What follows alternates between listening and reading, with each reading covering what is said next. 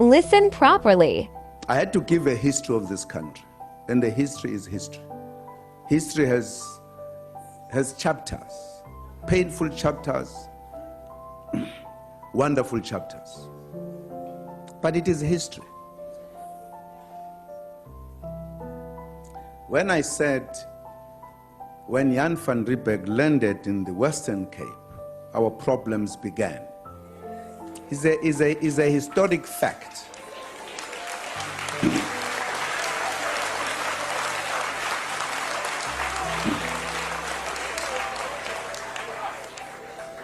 Now, I always avoid giving the details of the history, but it's not necessary. When he landed, there were residents here, in this very city, who were established here. The Cohen son, they were living here, and they welcomed him warmly. And he established himself. They were together. Somewhere, somehow, a tension began. And there were wars that were fought. They were removed here forcefully from their area. Removed. And some of them went deep into the country, north, south, east. And the wars began because after the population arriving in South Africa grew. It is written down, it's not me concocting it. There were 8 major wars that were fought in the Eastern Cape. I didn't write that. We are not counting other small wars. 8 major wars. There was a great track from here when there was a quarrel between the Afrikaners and the British. As a history of this country, there was an establishment of 4 republics, 2 belonging to the British, 2 belonging to the Afrikaners. When all of this was done, the blacks were not consulted, even the establishment of the republics.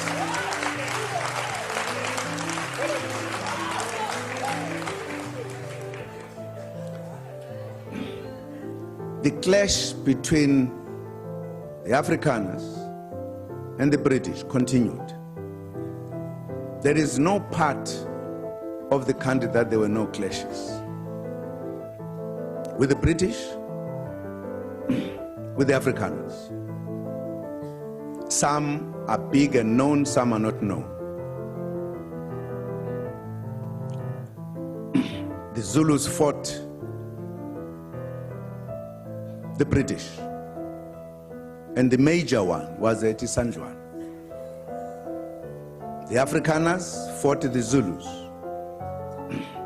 and Ngom, what you call the Blood River.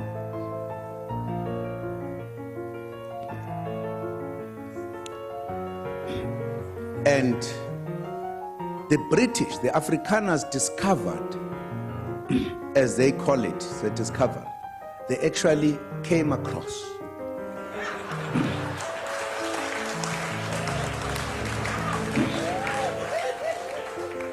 mineral resources. And the British heard this, and they vowed to defeat the Afrikaners. And there was an Anglo-Boer war. As a history of this country. Very bitter war. We all participated on either side. Only now, when we are correcting history, we are calling it a South African war because we all died in that war.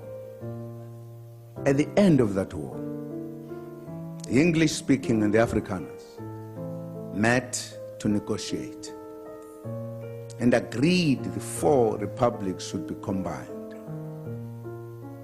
and took very important decisions. Where will the parliament be as part of compromises? It will be in Cape Town. Where will the administrative city, Pretoria, when will be the judiciary? Orange Free State in Bloemfontein. And one of the decisions when these two met was that you will have, therefore, a union of South Africa. The government, who should be elected at all times, but the black people would not participate in that process.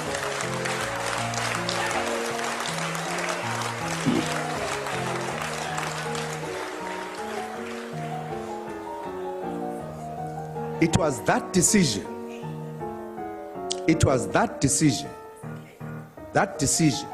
that made the black people to make a call to meet in Mangaung in Bloemfontein to discuss what we called the national calamity, that the indigenous people are not to be part of governing this country.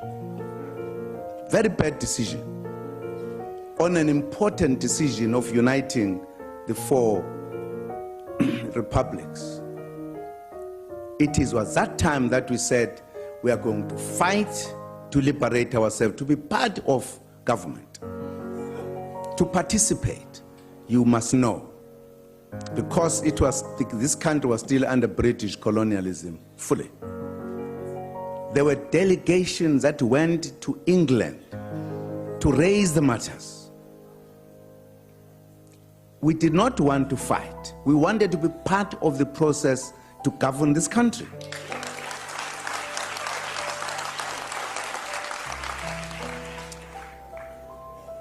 This now are the activities many years after the landing of Jan van Riebeeck, who opened the way for them to be here. They started fighting here, Eastern Cape, Free State, everywhere. There were wars.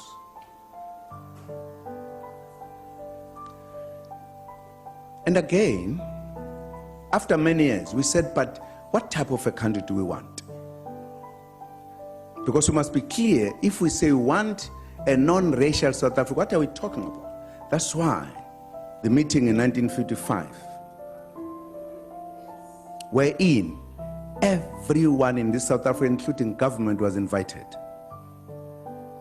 to say what type of a country do we want.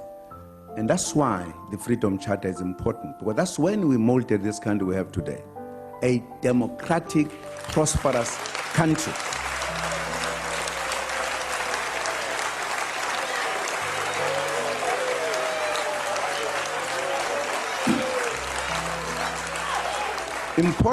Important in that gathering is a preamble of the Freedom Charter. That is the basic policy of the ruling party, where we said, we the people of South Africa declare for all to know that South Africa belongs to all who live in it, black and white.